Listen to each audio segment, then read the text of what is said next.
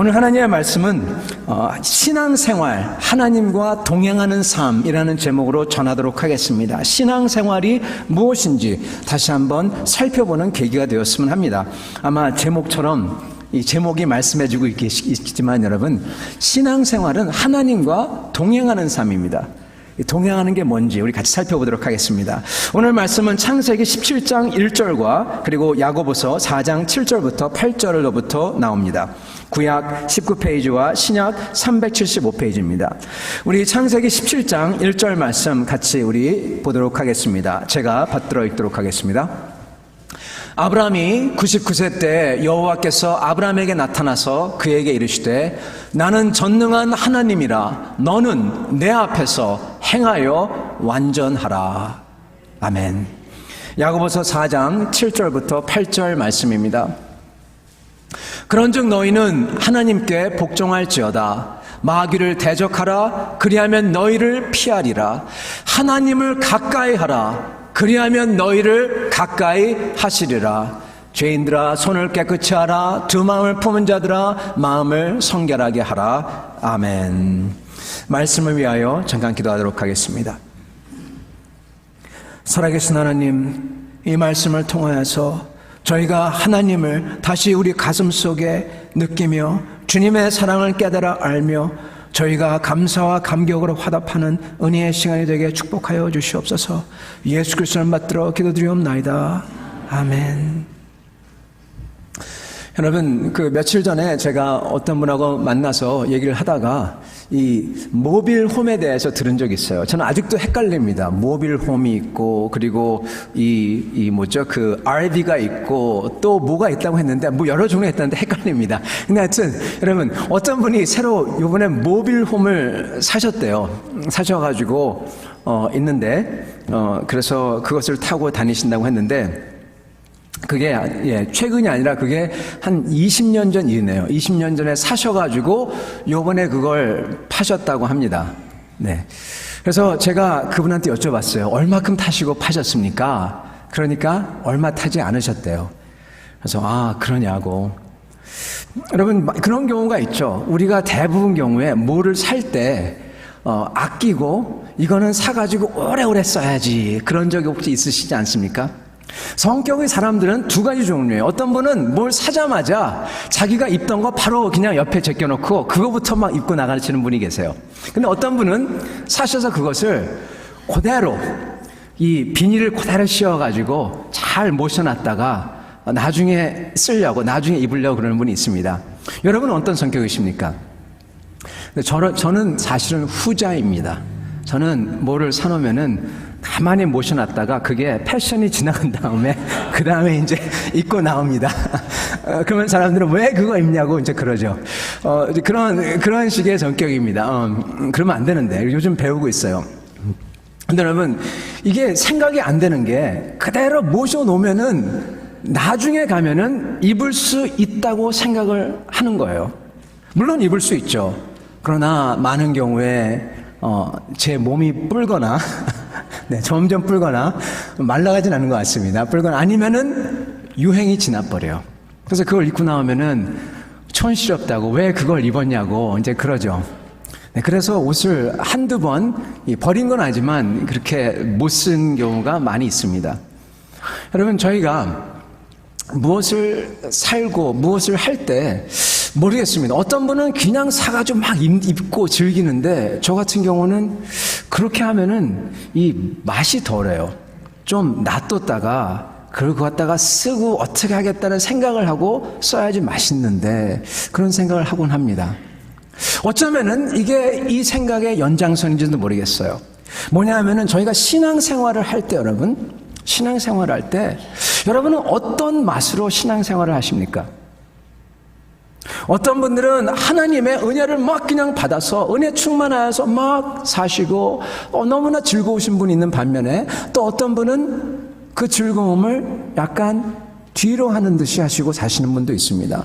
어느 것이 맞다고 할 수 없습니다. 근데 제가 오늘 여러분과 같이 나누고 싶은 말씀은 뭐냐면, 저희가 신앙생활을 할 때 지금 현재가 굉장히 중요하고 또한 현재를 지탱해 주기 위해서는 저희에게 꿈이 필요하다는 사실입니다. 신앙생활을 할 때 꿈이 없으면 살 수가 없어요. 아니, 신앙생활이 아니라 저희 인생도 꿈과 희망과 그리고 앞으로 내가 내일 아침에 일어나서 오늘 아침에 일어나서 이불을 걷어차고 열심히 살아야 될 이유가 있어야 합니다. 그 이유가 사라진 사람들은 여러분 대부분 디프레션, 우울증에 빠지죠. 암만 날씨가 좋고 모든 게 풍족하다고 하더라도 여러분 이 밴쿠버만큼 살기 좋은 데가 어디 있습니까? 그죠? 춥지도 않고 너무나 아름다운 자연, 이 아름다운 곳에서 디프레션에 빠진 사람이 그렇게 많다고 합니다. 여러분 목적이 없으면, 살아갈 이유가 없으면 여러분 신앙생활, 아니 삶 자체 살 수가 없습니다. 신앙생활에서 목적, 꿈 너무나 중요합니다. 오늘 이 꿈에 대해서 그리고 어떻게 하면 하나님과 같이 신앙생활을 할 수 있는지 나누도록 하겠습니다. 여러분 사람들은요 신앙생활을 잘 못 이해합니다. 오해하는 경우가 많습니다. 어떻게 오해하냐? 여러분 사람들은 신앙생활을 보면요 많이 오해하는데, 즉 어떻게 오해하냐면은 그냥 믿는 걸로 합니다. 아니 목사님 신앙생활 믿는 거 아닙니까? 예, 믿는 건 맞아요. 근데 이 말씀 한번 들어보세요. 읽어드리겠습니다. 아브라함이 99세 때 여호와께서 아브라함에게 나타나서 그에게 말씀하여 이르시되 나는 전능한 하나님이라 너는 내 앞에서 행하여 완전하라. 아멘. 하나님께서 뭐라고 하십니까? 완전하라. Be perfect. 마태복음에서 우리 주님께서 그대로 인용하십니다. 내가 거룩하니 너도 거룩하라. 똑같은 말씀이죠. 여러분 엄청난 말입니다. 많은 사람들은 이것을 굉장히 진지하게 안 받습니다. 이것을 어떻게 받냐면은 그냥 성경에 있는 말이지 이렇게 받습니다. 이거는 구약의 말이지. 우리는 믿음으로 구원받는데 어떻게 퍼펙트 할 수가 있어? 이 세상에 완벽한 사람이 어딨어? 그렇게 얘기합니다. 맞습니다. 완벽한 사람 하나도 없습니다. 근데 많은 경우에 사람들은 이 세상에 완벽한 사람들이 없어 그러면서 자기가 잘못한 것을 이제 정당화하는 데 많이 씁니다. 완벽한 사람이 어딨어? 그러니까 나도 괜찮아 이렇게 얘기합니다. 여러분 이것을요 우리를 정당화하는 데가 아니라 다른 사람을 용서하는 데 쓰면 너무나 퍼펙트한 말이에요. 다른 사람이 잘못하고 부족했을 때 맞아 이 세상에 완벽한 사람이 어딨어? 그러면서 그 사람을 용서해주고 그 사람에게 크레딧을 주고 그러면은 그거는 딱 맞는 말입니다. 근데 죄인인 우리는 남에게는 아주 엄격한 잣대를 갖다 대고 우리한테는 완벽한 사람이 어딨어? 보통 많이 그러죠. 여러분 완전하라고 하십니다. 이 말을 들을 때 우리들은 이 성경 말씀이니까 이게 잘못됐다고는 말을 못하겠고 그래서 이거는 구약이야, 옛날 말이야, 우리에게는 적용이 안 돼 그렇게 합니다. 여러분 이것은요 아주 큰 오해입니다. 많은 사람들은 신앙생활을 소위 믿음으로 한다며 생각하면서 소위 믿기만 하면 된다고 생각하고 하나님 앞에서 완전하게 행하라는 말씀을 무시합니다. 그래서 온전한 신앙생활을 놓쳐요. 여러분 하나님 말씀은 변치 않으십니다. 구약의 하나님, 신약의 하나님, 똑같은 하나님 아버지십니다. 우리 주 예수 그리스도께서도 그렇기 때문에 하나님 아버지가 완전하듯 너희도 완전하라 그렇게 마태복음에서 말씀하시는 것입니다. 하나님은 우리가 완전하시길 원하세요. 아니 요구하십니다. 오늘 하나님 말씀에 보면은 신앙생활의 목표, 우리의 목표는요 우리가 하나님 앞에서 완전하게 사는 것입니다. 이 말씀을 들은 여러분은 아마 여러 생각이 많이 날 겁니다. 어떻게 완전할 수가 있어? 믿음으로 구원받는 건데 이렇게 생각이 나실 겁니다. 여러분 이 완전하라고 하는 말씀 뒤에 전제가 하나 들어있습니다. 저희가 아마도 완벽하게 살지를 못할 겁니다. 완벽하게 하지 못해요. 그런데 완전하라고 했을 때 말씀 뒤에 전제가 하나 있어요. 바로 자세입니다. 즉, 못해도 좋으니까 최소한 이런 자세를 가지고 살아라, 그 뜻이죠. 최소한 하나님께서 원하시는 사람이 되려고 그 신용이라도 노력이나마 해야 한다는 겁니다. 근데 많은 크리스천들은 그것을 포기해버립니다. 아니, 아예 차라리 생각도 안 해버려요. 그럴 필요가 없다고 생각합니다. 여러분, 우리는 하나님의 뜻에 우리 자신을 맞추려고 최소한 나를 바꾸려고 노력하는 그 자세와 마음을 가져야 한다는 겁니다. 이게 믿음의 한 일부라는 거예요. 여러분, 사실 이렇게 내 자신을 바꾸려고, 아니 내 자신이 바뀜을 당하려고 그렇게 마음을 먹고 내가 나아갈 때, 그럴 때 발전이 있습니다. 발전이 있어요.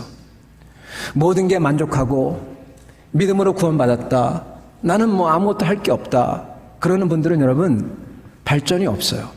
왜요? 현재가 좋거든요.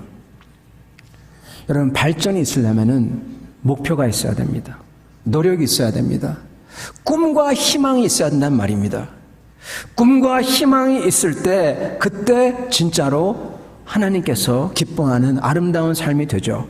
바뀌기 위해서, 새롭게 되기 위해서 내 자신의 잘못된 것을 갖다가 바꾸려고 하고 방향을 전환하려고 하고 보는 시각을 이렇게 보면 안 되지, 그러면서 다르게 보려고 하고, 이게 바로 여러분 우리 크리스천 언어로서, 크리스천 랭귀지로서 회개입니다. 회개는 다른 게 아닙니다. 바로 이것입니다. 결국 하나님의 기준과 법과 뜻에 우리 자신을 맞추는 거죠. 그러기 위해서는 내가 지금 가진 태도를 버리고 생각을 바꾸고 그러는 것입니다. 그런데 여러분, 이렇게 내가 바뀌려면요, 그냥 되지가 않아요. 그냥 되지 않아요. 우리는, 모든 사람들은 사실은 관성의 법칙에 의해서 지배당합니다. 관성의 법칙. 즉, 있는 거는 그대로 있으려고 하고 움직이지 않으려고 하고, 한번 움직인 것은 계속 움직이려고 하는 그 관성의 법칙이죠. 이거는 물리적인 법칙이 아니라 사실은 영적인 법칙도 똑같습니다. 우리는 한번 시작하면 계속 그렇게 굴러가고, 아니면은 가만히 있으면 그대로 가만히 있으려고 합니다. 이 태도와 생각이 지금 좋아요. 별로 변하고 싶지 않아요. 바꾸고 싶은 마음도 없어요. 그렇게 삽니다. 여러분, 그렇다면은 내가 그렇게 하나님의 뜻과 하나님의 꿈에 맞춰서 변하려면은 내가 내 의지를 가지고 결단을 해야 되는 것일까요? 여러분, 결단을 해가지고 되면은 얼마나 좋겠습니까? 여러분, 제가 이렇게 얘기해 드린다고 해가지고 결심이 소용없다는 게 전혀 아닙니다. 여러분, 의지 중요합니다. 의지로 많이 됩니다. 의지로도 어느 정도 됩니다. 근데 그게 오래 가지 못해요. 내 의지로서는.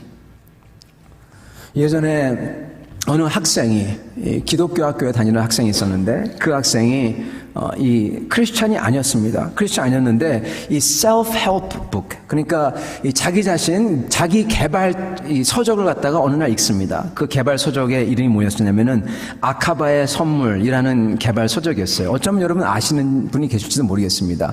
오그 만디노라는 분이 쓰신 건데, 그분은 카톨릭이십니다.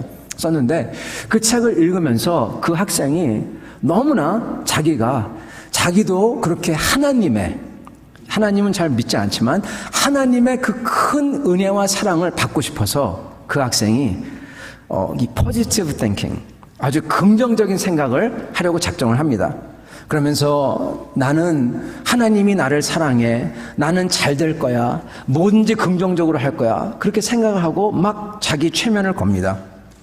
그런 다음에 일주일이 지납니다. 모든 학생들이 그를 보면서 와, 대단하다, 네가 많이 바뀌었네, 막 그럽니다. 그러면서 그를 놀리던 어느 모슬렘 학생은 그에게 와가지고 야, 네가 정말 바뀌었어, 어떻게 바뀌었니? 그러니까 그 학생은 너무나 기분이 좋아서 결심한 대로 되는구나 생각을 했습니다. 그런데 어느 날 그 모슬렘 학생이, 그 녀석이 장난꾸러기 했었는데 그 녀석이 자기 백을 스위치합니다. 그래가지고 어떻게 해가지고 소풍 가는 차를 못 타게 되었어요. 그러니까 그 학생이 긍정적인 생각을 하는 학생이 그 자리에서 화를 터뜨리고 그 모슬렘 학생을 막 때리려고 하고 너 때문에 이렇게 됐다고 막 화를 냅니다. 그때 모슬렘 학생이 한 마디를 딱 던집니다. 너는 변한 게 하나도 없었어. 내가 잘못 봤어. 그럽니다. 그 말을 들은 이 긍정적인 생각을 하려던 학생은 충격을 먹고 내가 정말 하나도 변한 게 없구나 하고 포기를 합니다. 여러분, 비단 이런 케이스가 아니더라도 여러분도 아마 이런 케이스를 많이 겪었을 겁니다. 우리가 제대로 하고 싶어서 결단을 하고 결심을 하고 노력하지만 곧 잊어버립니다. 그리고 안 됩니다. 그리고 세월이 가면 갈수록, 나이를 먹으면 먹을수록 결단한 것조차도 망각하게 됩니다. 잊어버립니다. 그죠? 깜빡깜빡하죠. 여러분, 다시 원래대로 돌아와요. 왜 안 될까요? 왜 변할 수가 없을까요? 의지로도 어느 정도 되지만 왜 완전히 안 변할까요? 시간이 지나면은 목적이 희미해지고 잊혀지고 힘이 없어지고 원래 하던 대로 돌아올까요? 바뀌지 않을까요? 성도 여러분, 바뀌지 않습니다. 잘 안 바뀝니다. 우리의 의지는 어느 정도만 갑니다. 언제 바뀝니까? 여러분, 정말로 지속적으로 우리 마음속에 그 무언가가 들어와가지고 그게 남아있어가지고 계속 힘을 주고 목적이 잊혀지지 않고 이런 상태에만 가능합니다. 언제 가능합니까? 뭔가가 우리 마음속에 들어와야 해요. 내가 아닌 뭔가가. 많은 사람들은 두려움이 들어옵니다. 정신에 퍼득납니다. 그래서 이러면 안 되겠다고 열심히 삽니다. 여러분, 그거 나쁜 거 아닙니다. 좋습니다. 근데 그 두려움, 그것 좋은 것 같지만 나중에 가면은 그 사람을 올가맵니다. 어떤 사람은 욕망에 의해서 드라이브 됩니다. 다른 사람이 잘 사는 거 보고 나도 저렇게 하고 싶어. 그래서 눈을 크게 뜨고 열심히 삽니다. 아주 좋습니다. 근데 그것도 결국 가서는 그 욕망의 노예가 되죠. 두려움과 욕망은 우리를 모티베이트하고 동기부여하는 것 같지만 나중에 가서는 우리를 다 얽어맵니다. 여러분, 오직 우리를 자유하게 하면서 동기를 부여하는 것은 살아계신 하나님, 그분밖에 없어요. 내 안에 나 말고 그 다른 무엇이 들어와가지고 내 마음속에 감동을 주고 감화를 줘야 합니다. 이때 진짜로 바뀜이 일어납니다. 바로 살아계신 하나님을 만나는 거죠. 그 하나님이 내 마음속에 들어와야 합니다. 그 참된 하나님을 만날 때 그 하나님께서 나를 사랑하는 것을 깨달을 때 그게 바로 은혜죠. 그것을 알 때 그 감격이 있고 그 감동이 우리를 지배하고 나를 바꾸게 만듭니다. 잊혀질 수가 없습니다. 성도 여러분, 오늘 말씀 보면은 하나님께서 아브라함에게 나타나십니다.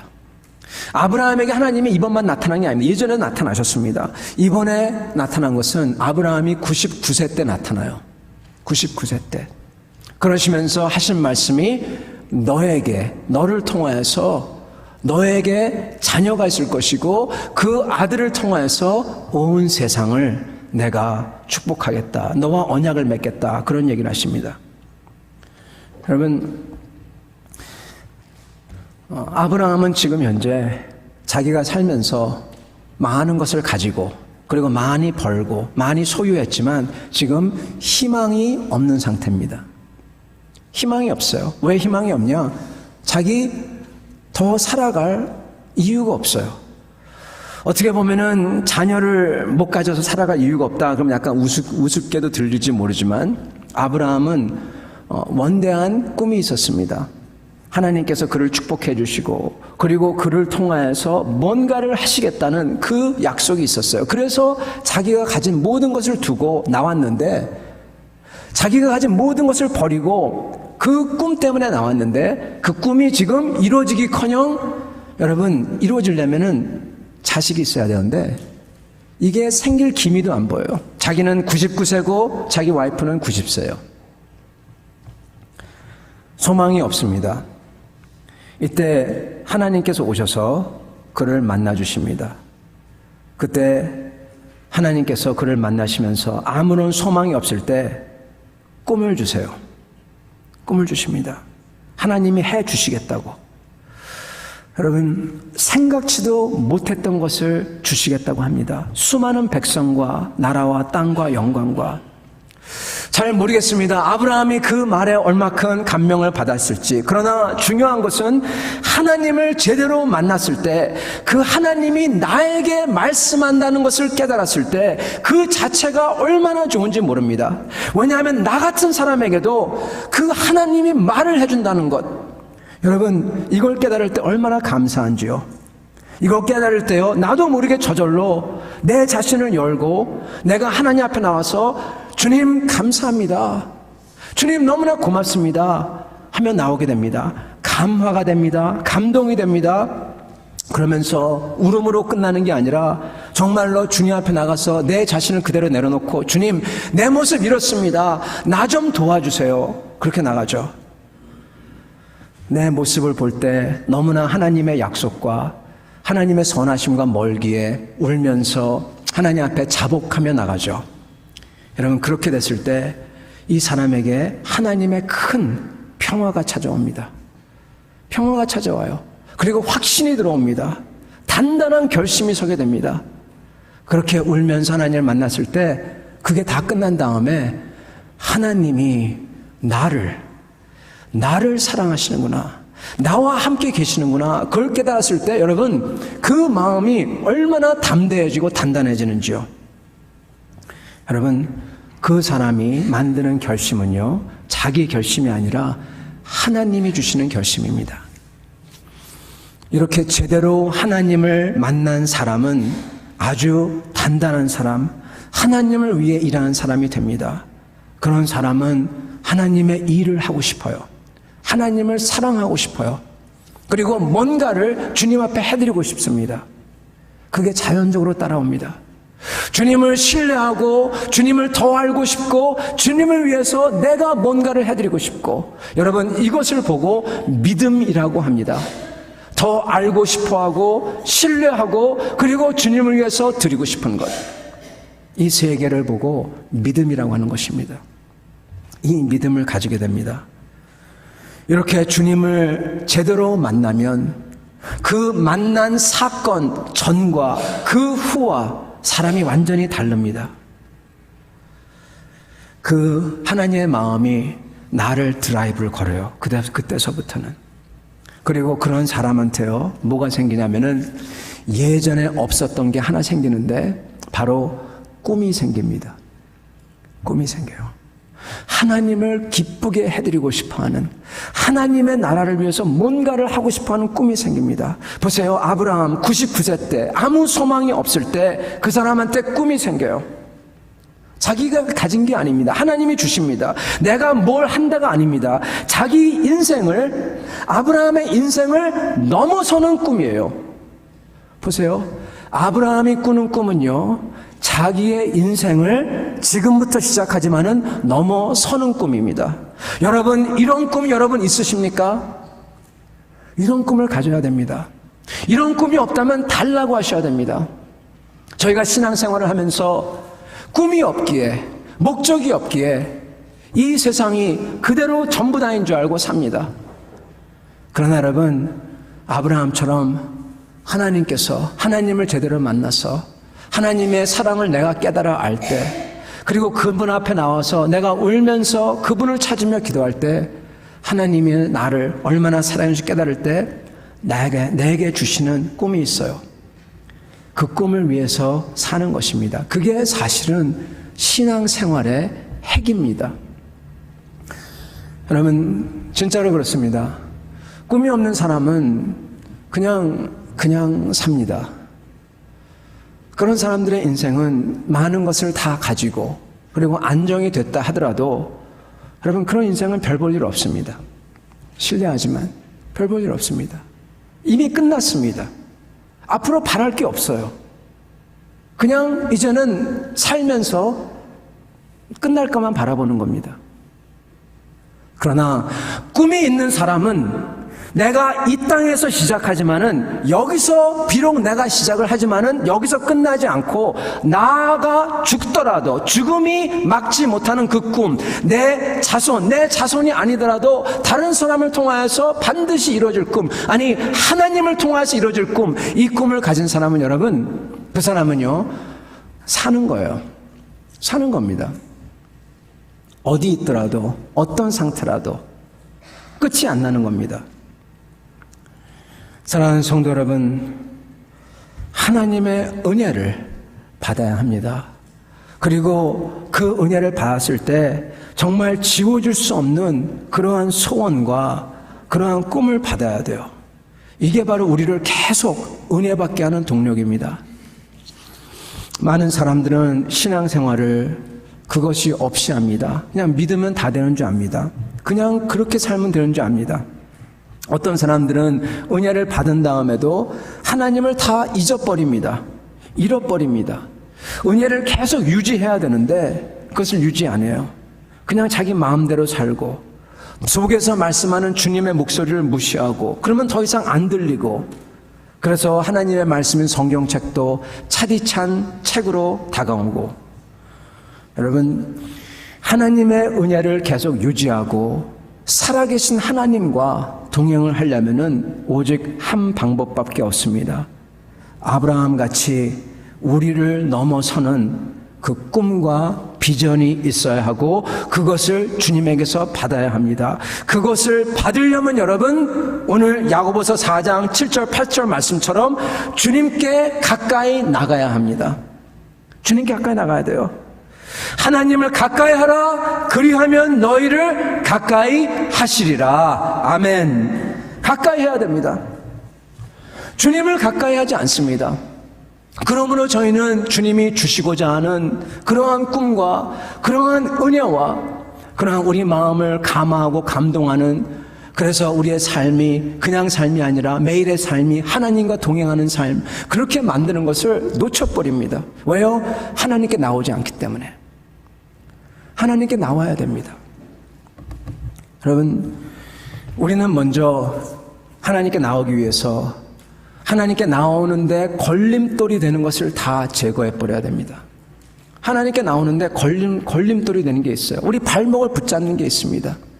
그게 우리의 취미일 수도 있고 그게 우리의 죄책감일 수도 있고 그게 어떤 사람과의 관계일 수도 있고 그리고 내가 용서하지 못한 그 어떤 사람일 수도 있고 그 모든 것을 여러분 전부 여러분 다 제거해 버려야 됩니다. 용서 못하면 용서해야 되고 그리고 걸림돌이 되면은 치워버려야 되고 여러분 여기 나옵니다. 그런즉 너희는 하나님께 복종할지어다 마귀를 대적하라 그리하면 너희를 피하리라. 아멘.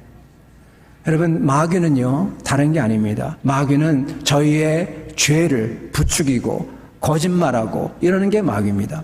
마귀의 본성은요 거짓말쟁이에요. 마귀는 사실 힘이 별로 없어요. 우리를 거짓말로 말해서 우리 힘을 사용하고 그런 사람들을 다 선동해서 모아가지고 연대시키게 만들어가지고 그 힘을 씁니다. 그게 마귀의 본성입니다.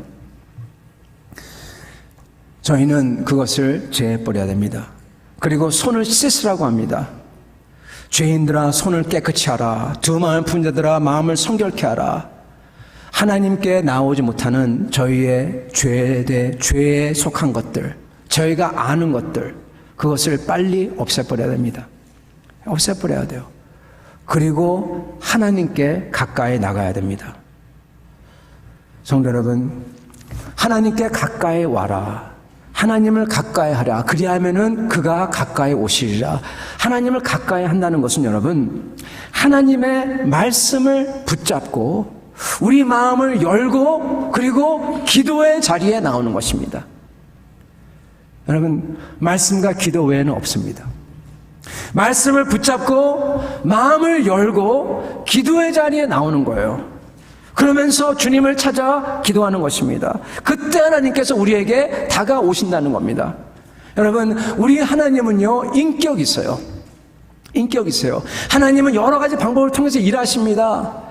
사건을 통해서 관계를 통해서 여러 가지를 말씀하시고 보여주십니다. 어떤 때는 문을 닫으시기도 하시고 여시기도 하시고 그러나 하나님이 가장 옳게, 가장 똑바로 잘 쓰시는 방법은 바로 하나님의 인격이세요. 우리와 같은, 아니, 우리는 하나님을 닮은, 하나님과 같은 인격이 우리입니다. 우리가 생각하고, 사랑을 느끼고, 감동을 받고, 그리고 우리가 주님을 위해서 뭔가를 해도 이게 전부 다 인격입니다. 이것을 언제 느끼고 받느냐? 하나님 우리한테 말씀하실 때, 기도할 때 받습니다. 성도 여러분, 우리는 그렇기 때문에 기도의 장소에 나와야 합니다. 기도의 장소, 수요일, 수요 기도회, 새벽 기도회, 토요 기도회, 여자분들은 기도하는 엄마들 화요일 기도하는 것, 남자분들 나올 수도 있어요. 이렇게 기도하고 주님을 찾을 수 있는 게 많습니다. 저희가 어떤 때는 혼자서 집에서 주님을 찾고 기도하고 싶지만은 그게 어려운 때가 있어요.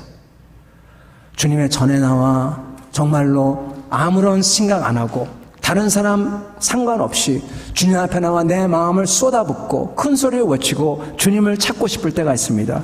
여러분, 그런 장소에 나와야 한다는 것입니다.